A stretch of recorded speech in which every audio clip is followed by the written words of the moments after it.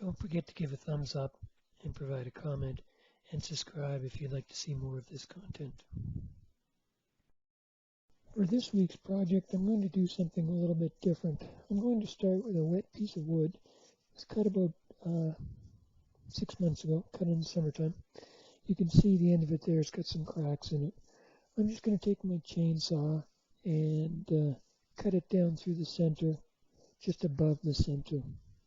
The center of the log is called the pith, and I will maintain the pith in this project. Typically that's where you get the most interesting grain and color. You'll see that here in a moment. Also, if there's going to be any cracking, it's most likely going to be in that pith area as well.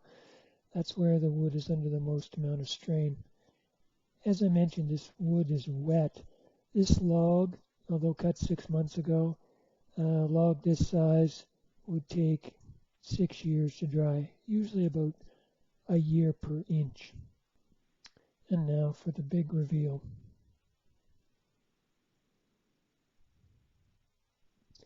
You can see the center of this log has a lot of coloration in it, much darker than the wood on the outside. You can also see that I cut it in probably the top 2/3 of the log. Now I'm just marking it for length to cut on my bandsaw.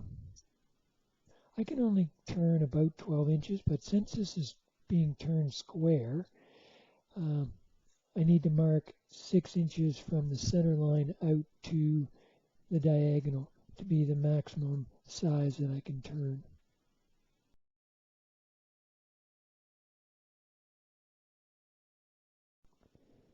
So I mentioned earlier that this was going to be a square bowl. Why I say square is once I cut those ends on the bandsaw, I won't touch those on the lathe. I'll just leave them so it'll be a rectangular shape overall, but then I'll just turn a bowl in the center of it.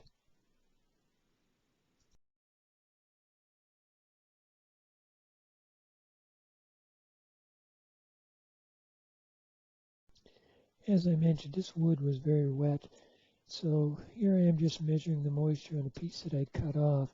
You can see it's at 27%. Normally, in order to be considered dry, you'd want to see that down to 10 or lower. Here's the cutoffs that I made, and even just in less than an hour later, you can see that they've completely cracked, both the ends and actually the cutoff of the log.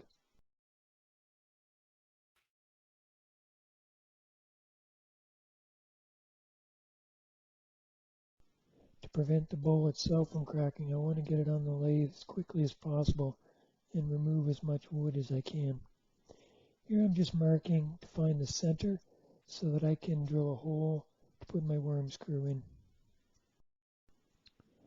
On my drill press, I'll drill the right size hole for the worm screw, and I marked it so that I don't go too deep. I just want to go deep enough to bury the screw, but not so much that it'll go into the bottom of the bowl.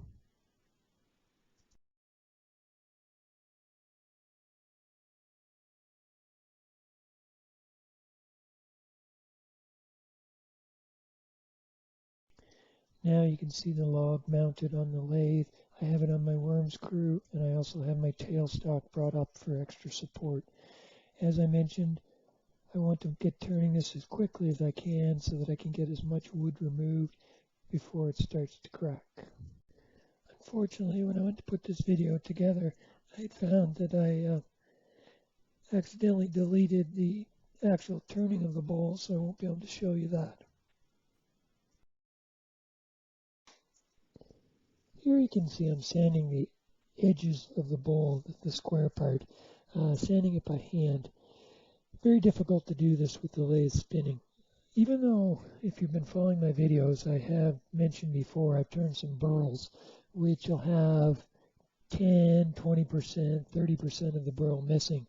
And you can still manage to use a lathe tool on this and do some sanding. But with these square edges, from point to point, you're 180 degrees apart. So it's very difficult to try and do it while it's spinning. Here you'll see it looks like I may be hitting the edge, but I'm actually turning the bottom. But as far as those edges, when I go to sand them, those I do by hand.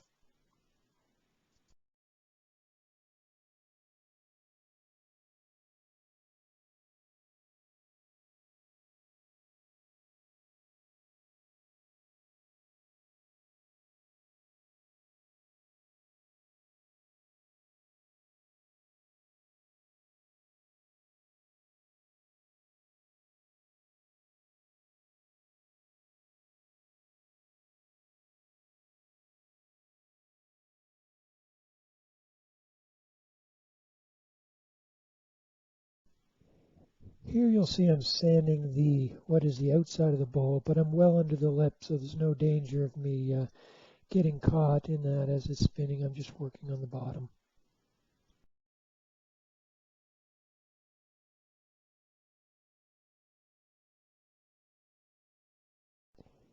Here I'm sanding the top side of the lip. Uh, Unfortunately, I didn't have the grit I was looking for the 2-inch on my mandrel, so I ended up using a bigger disc.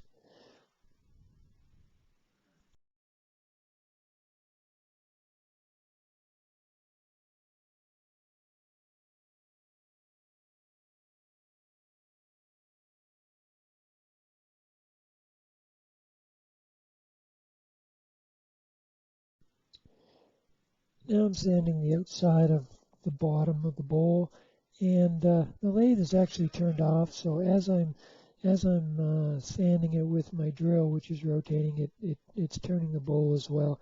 It's a good way to do it. It just helps eliminate any scratches.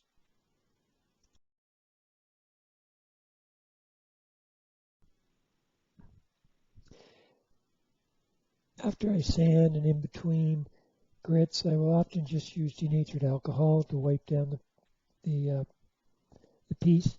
It just helps remove any sawdust, especially when you're dealing with two different color woods. So here where I've got a very dark center with a light outer edge, sometimes the sawdust, if you sand it, the sawdust from the darker wood can get embedded in the light. So it's good to use denatured alcohol and just clean it off once in a while. If you remember earlier, I talked about the wood being wet and the tendency for it to crack. These thin edges right in the center did crack a little bit on me, but I was able to put some CA glue in those and prevent any further cracking. And just putting a little sawdust in the crack will fill it to the point that it's no longer visible.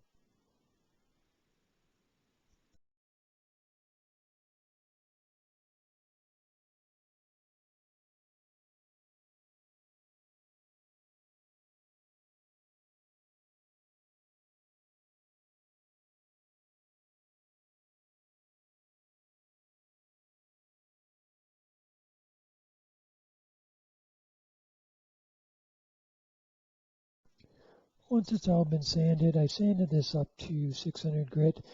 After that, I apply a sanding sealer, which just helps raise the grain and to seal the wood off. And then I'll just sand it one more time after I've applied the sanding sealer.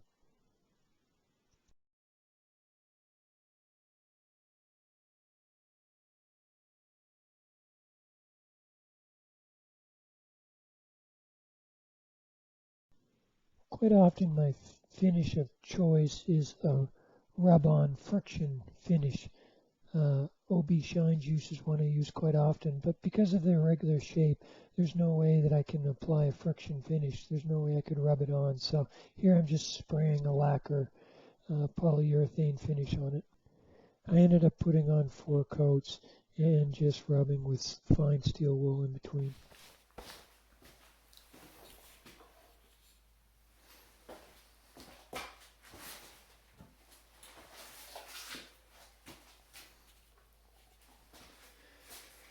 So here you have it, the finished product.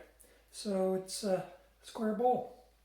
The edges here are square, as you can see, and hard to see with the light, but there's a round bowl that's cut out of the center of it. So it turned out very nice. I'm really pleased with the grain pattern that's in it, and it's got a natural edge. You can see a little bit of a branch left on it here, but there you go, finished product. It's almost 10 inches around. If you like this, please subscribe, leave a comment, let me know what you think, and continue to watch for the next one.